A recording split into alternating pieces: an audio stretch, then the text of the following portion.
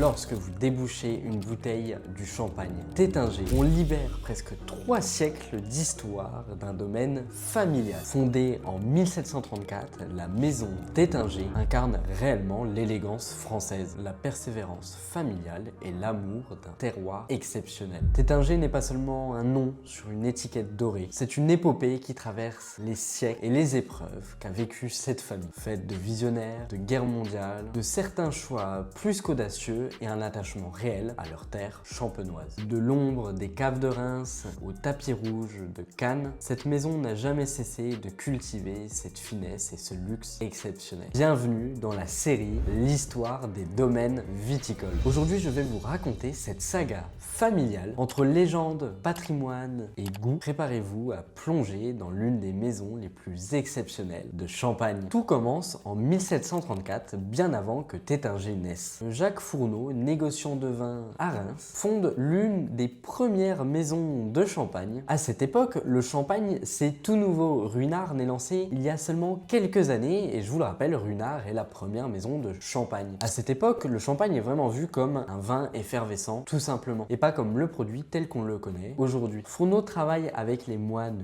bénédictins qui maîtrisent l'art de la fermentation et cultivent des raisins depuis plusieurs années. La maison prend plus tard le nom de Forest Fourneau et va traverser les siècles dans une relative discrétion. Mais en arrière-plan, le futur s'écrit ailleurs dans la famille Taittinger. Originaire de Lorraine, en 1871, refusant de devenir allemand après la connexion Alsace-Lorraine, les Taittinger s'installent à Paris. Négociant en vin, ils ont un lien fort avec le champagne. Mais en réalité, c'est les guerres qui va ramener cette famille à ses terres d'origine. En 1915, Pierre Taittinger est un jeune officier de liaison dans l'armée française. En mission à Épernay, il loge dans un château niché au milieu des vignes, le château de la Marqueterie. En pleine guerre, il y découvre une beauté calme des collines champenoises. Ce lieu, malgré la violence du monde, le marque à vie. Après la guerre, devenu député à Paris, il garde toujours ce souvenir en tête. En 1932, il décide de racheter ce fameux château. 2 ans plus tard, il acquiert aussi la maison Forest Fourneau. En associant son nom à ce patrimoine, il crée la maison Taittinger, telle qu'on la connaît aujourd'hui. Son ambition, produire les champagnes qui reflètent le savoir-faire,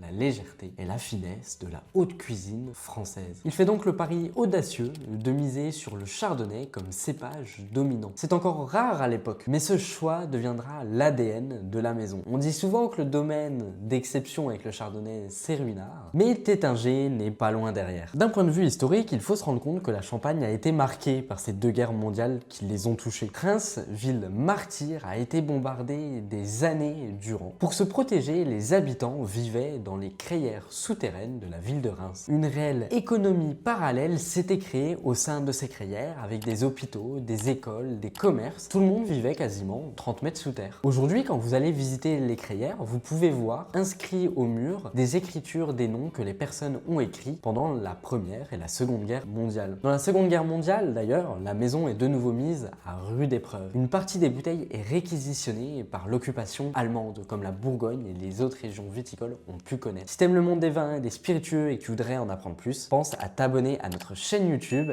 et à nous suivre sur Instagram. Ce qui fait qu'aujourd'hui, c'est très compliqué de trouver des bouteilles datant d'avant 1945, car les Allemands, ils ont tout bu. La famille décide quand même de protéger son patrimoine avec discrétion. Michel Taittinger, fils de Pierre, meurt au combat à 20 ans en défendant un pont stratégique. À la Libération, c'est François Taittinger, fils de Pierre, qui reprend l'entreprise. Il décide de donner une identité forte à cette maison. Il renomme officiellement les cuvées sous le nom Taittinger et entreprend d'agrandir le vignoble familial, en particulier en visant la Côte des Blancs. Mais surtout, il crée en 1952 une cuvée d'exception, le Comte de Champagne. Un champagne 100% chardonnay, blanc de blanc et qui est vu comme la cuvée d'exception de la maison Taittinger encore aujourd'hui. Uniquement produit les grandes années, vieilli dans les crayères de l'abbaye Saint-Nicèze, cette cuvée deviendra une référence mondiale. François meurt prématurément en 1960. Ses frères Jean et Claude prennent donc le relais. L'un dans la politique, l'autre à la direction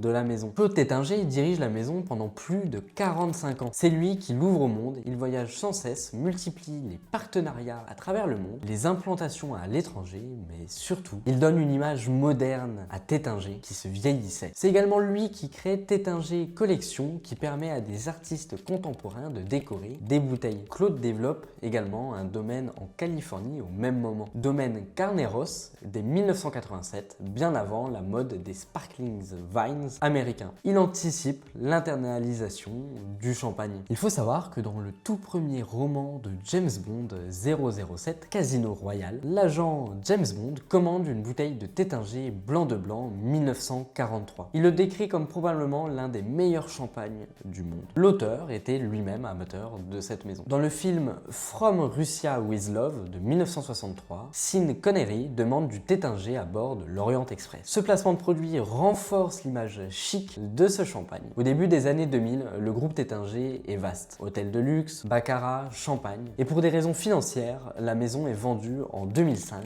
au groupe américain Starwood Capital. C'est un séisme en Champagne. On redoute que la culture du vin, du temps long, de la qualité soit sacrifiée au profit des grandes capitalisations américaines. Mais la riposte s'organise rapidement. En 2006, Pierre-Emmanuel Taittinger reprend les rênes du domaine. Petit-fils de Pierre, il réussit à racheter la maison avec le soutien du Crédit Agricole. En moins d'un an, Taittinger redevient familial. C'est un symbole fort dans la région. Dans un monde où tout s'achète, une maison familiale restera dans la famille. Pierre-Emmanuel relance l'image, développe les pratiques durables, prépare l'avenir. Et en 2020, il passe la main du domaine à sa fille, Vitalie Taittinger. Vitalie, c'est vraiment le nouveau visage de Taittinger. Elle a d'abord fait des études dans le monde de l'art de manière globale. Formée en design, en communication, a travaillé 12 ans dans l'entreprise. Elle devient présidente en 2020. Elle incarne un équilibre entre modernité, féminité et respect des traditions. Son frère Clovis, lui, gère le développement commercial. Aujourd'hui, Taittinger, c'est l'une des dernières grandes maisons encore familiales. Plus de 7 millions de bouteilles produites chaque année, une présence dans 140 pays, un style affirmé et reconnu de tous. Le chardonnay est la colonne vertébrale de Taittinger. Il faut savoir que dans toutes les cuvées de Taittinger, le chardonnay est dominant. 40% dans le brut réserve, 100% dans le comte de Champagne. Les vins vieillissent bien plus longtemps que ce qu'impose l'appellation. 3 ans minimum pour le brut sans année, jusqu'à 10 ans pour les cuvées de prestige. Les cuvées emblématiques, brut réserve, emblème de la maison, finesse, équilibre et fraîcheur. Comte de Champagne blanc de blanc, le joyau grand cru de chardonnay, vieillissement long, élégance suprême. Comte de Champagne rosé, rare, riche à base de pinot noir et de chardonnay. Les folies, hommage au terroir du château familial, prestige rosé, fruité, vif et très expressif. Taittinger Collection, comme je vous l'ai dit, avec les artistes. Petite anecdote historique, il faut savoir que Napoléon appréciait grandement ce champagne. Pour lui, ça permettait de vraiment mettre en avant l'ADN de la culture française et des vins français. Une armée avance sur son estomac, un esprit avance sur son champagne. Et oui, champagne, le symbole de la réussite et des grandes victoires. Taittinger aujourd'hui, c'est le champagne du Festival de Cannes, partenaire du football international, présent dans les plus grands palaces du monde entier, servi lors d'événements diplomatiques. Ce n'est pas un champagne qu'on boit, c'est un symbole de partage. J'espère que cette vidéo sur l'histoire de Taittinger vous aura plu. C'était Hugo de Chérissel Alcool et je vous dis à très vite.